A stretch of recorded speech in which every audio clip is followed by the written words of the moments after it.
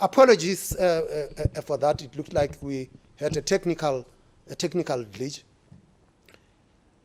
I think that maybe I should just start afresh, because I'm not sure at what point we lost the connection.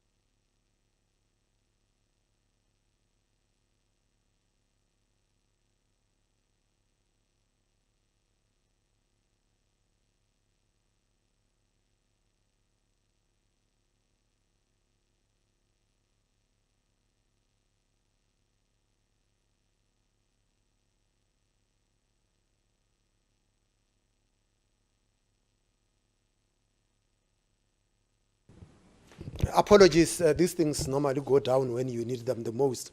Once again, good day to you. In the wake of the COVID-19 pandemic and aggravated geopolitical tensions, the global economy has entered a period of persistently high inflation and weaker economic growth. Many developing economies are yet to fully recover from the pandemic. Global economic conditions remain fragile. Russia's war in Ukraine will continue to impair production and trade of a wide range of energy, food, and other commodities. The supply of energy to the euro area is limited as winter approaches and is likely to reduce growth this year and next. With rapid inflation and withdrawal of policy stimulus, the United States will also experience slower economic growth.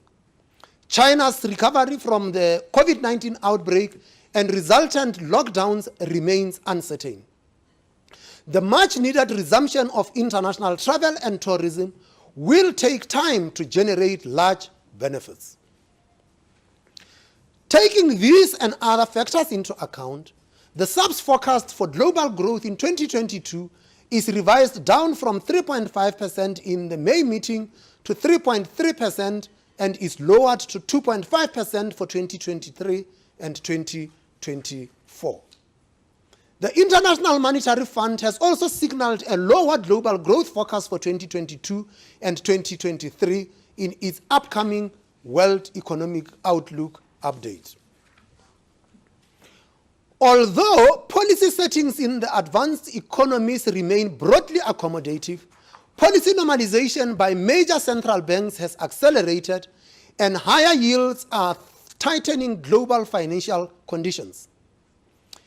Investor appetite for riskier assets is weaker, and asset values in major markets have declined sharply.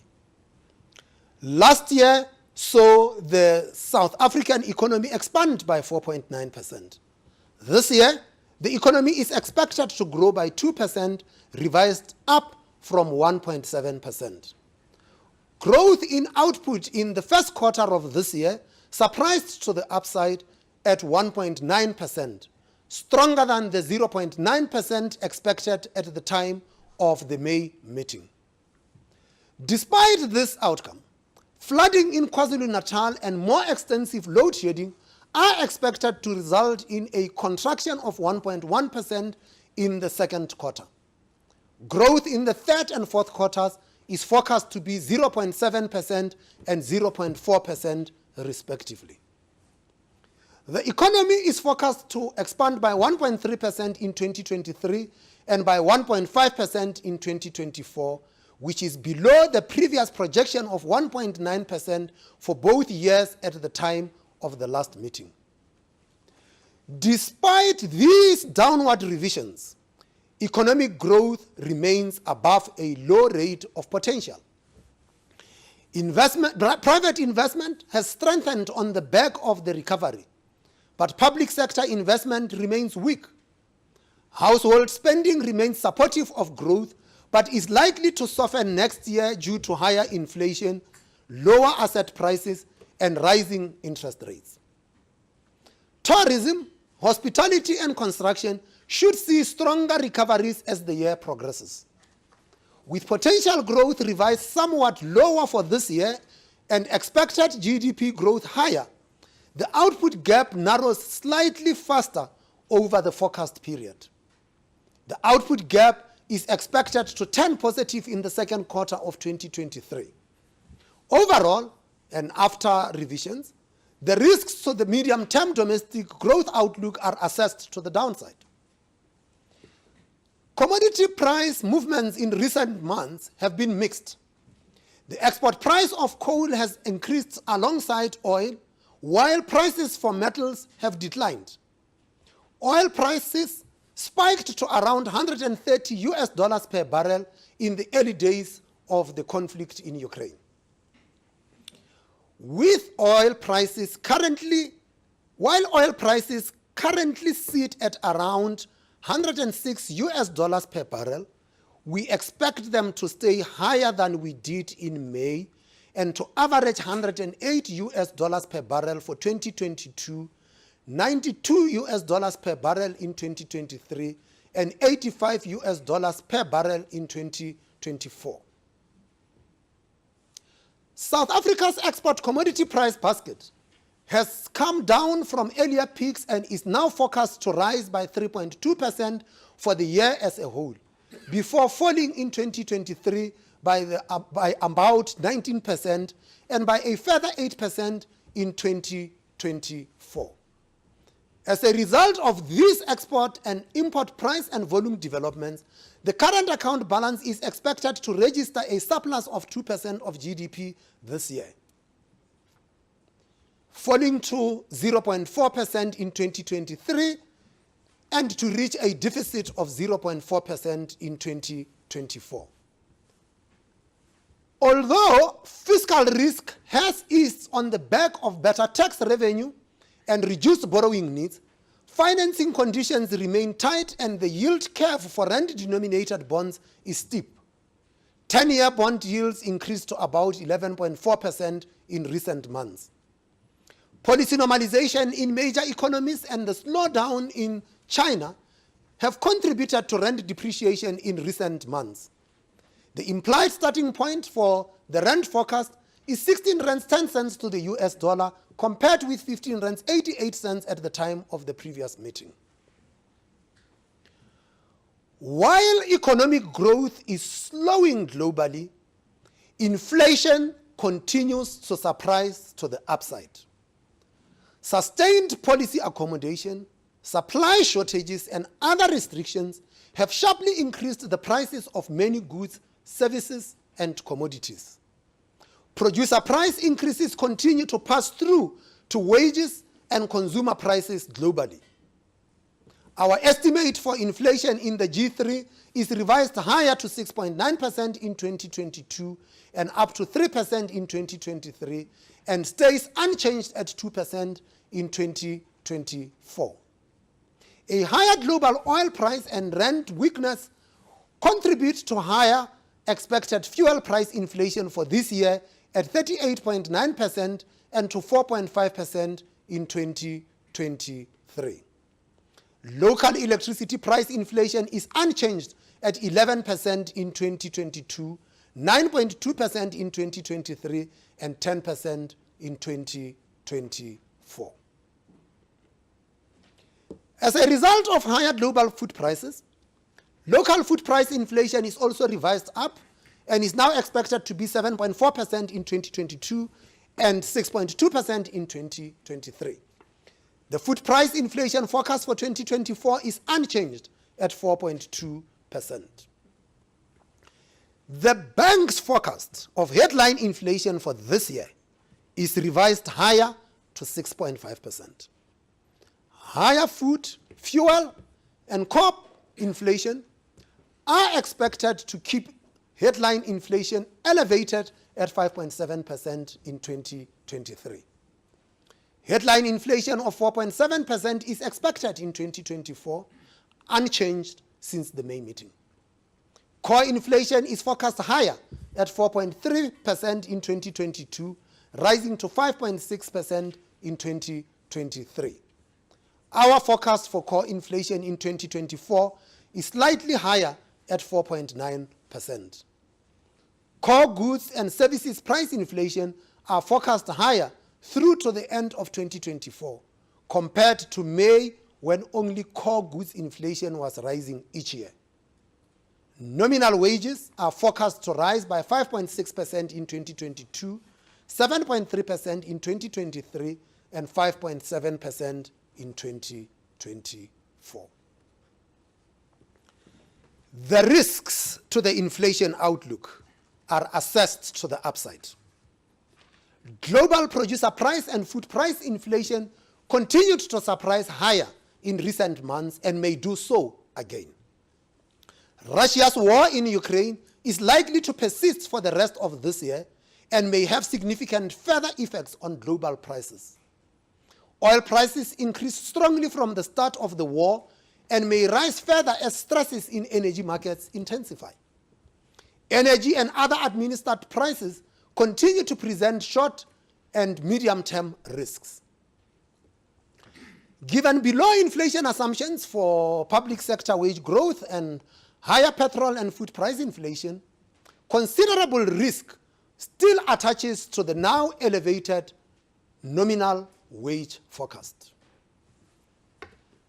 Higher than expected inflation has pushed major central banks to accelerate the normalization of policy rates, tightening global financial conditions, and raising the risk profiles of economies needing foreign capital. We now expect G3 interest rate levels for the forecast period to be twice as high as expected in May. On balance, and with few exceptions, capital flows and market volatility are expected to remain elevated for emerging market assets and currencies. Alongside currency depreciation, other risks to the inflation outlook, such as increased food and fuel prices, have been realized, pushing up unit labor costs and expectations of future inflation. Average surveyed expectations of future inflation have increased to 6% for 2022 and 5.6% for 2023. Expectations for inflation based on market surveys have increased to 6.5. Long-term inflation expectations derived from the break-even rates in the bond market have also increased. In the second quarter of this year, headline inflation breached the target range and is expected to remain above it until the second quarter of 2023. By the fourth quarter of 2024, we expect headline inflation to revert to the midpoint of the target range on the back of declining fuel and food inflation. The forecast takes into account the policy rate trajectory indicated by the bank's quarterly projection model. As usual, the repo rate projection from the quarterly projection model remains a broad-based guide, changing from meeting to meeting in response to new data and risks. Against this backdrop, the MPC decided to increase the repurchase rate by 75 basis points to 5.50% per year with effect from the 22nd of July 2022. 3 members of the committee preferred the announced increase. 1 member preferred a 100 basis point increase. Another member preferred a 50 basis point increase. The revised repurchase rate path remains supportive of credit demand in the near term, while raising rates to level consistent with the current view of inflation risks. The aim of policy is to stabilize inflation expectations more firmly around the midpoint of the target band and to increase confidence of hitting the inflation target in 2024. Guiding inflation back towards the midpoint of the target band can reduce the economic cost of high inflation and enable lower interest rates in the future. Achieving a prudent public debt level, increasing the supply of energy, moderating administered price inflation, and keeping wage growth in line with productivity gains would enhance the effectiveness of monetary policy and its transmission to the broader economy.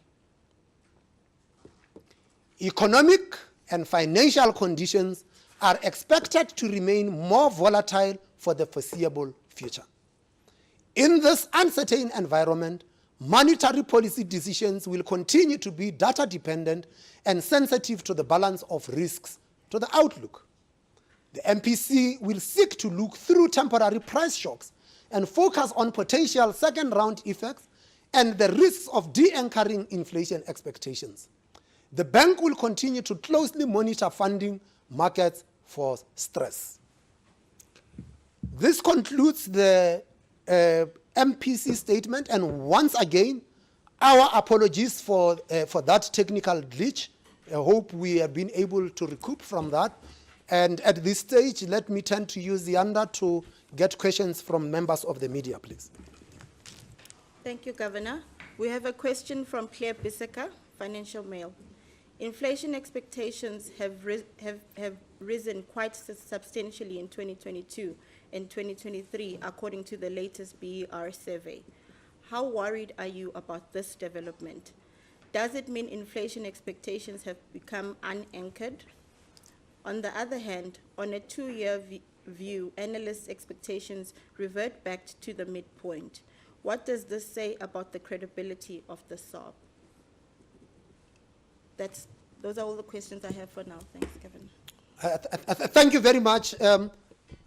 We do not have to worry about our credibility. It has been hard-earned, and we will continue to protect it.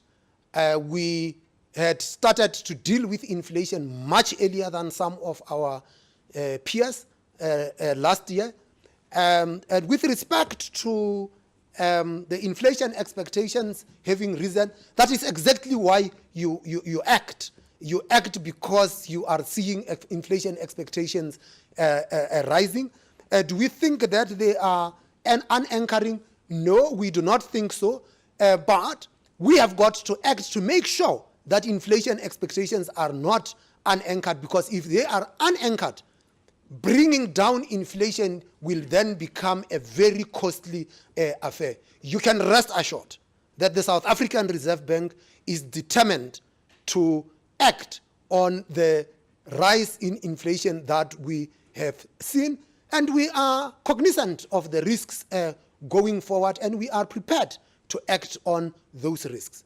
We also hear the cries of South Africans about the rising prices. We hear the cries of South Africans that inflation is eroding their income, their salaries, and their wages. And we are determined as the South African Reserve Bank to protect the income of South Africans. And the steps that we have taken so far to act against rising inflation demonstrate our determination to protect the incomes of South Africans. Thank you, Governor. We have a question from Alex Winning at Reuters. You have now raised rates for 5 meetings in a row, initially in 25 basis point increments and then by larger increments.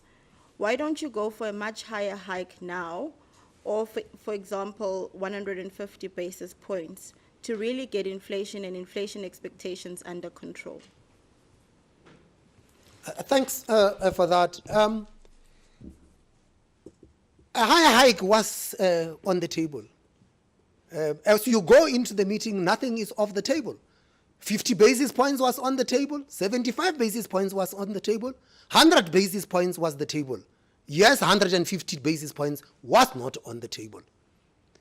We believe that the options that we considered was the full range of options to be considered given the current state of the economy and given the current data and the risks to both the inflation and economic outlook.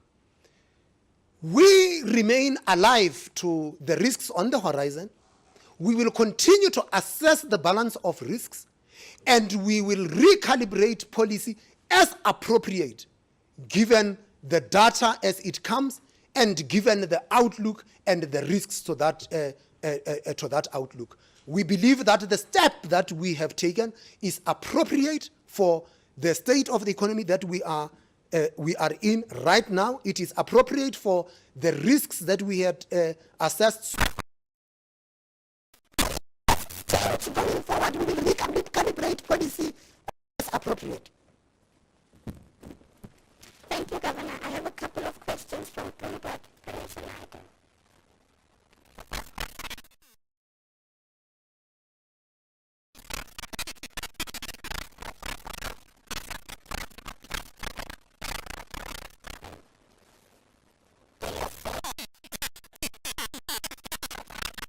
Main drivers for long-term inflation expectations.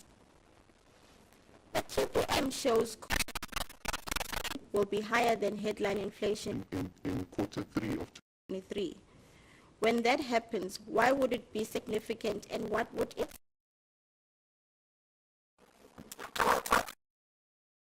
Body just so that we Here. Those are all the questions. I will come back to. The policy horizon in terms of the TPM is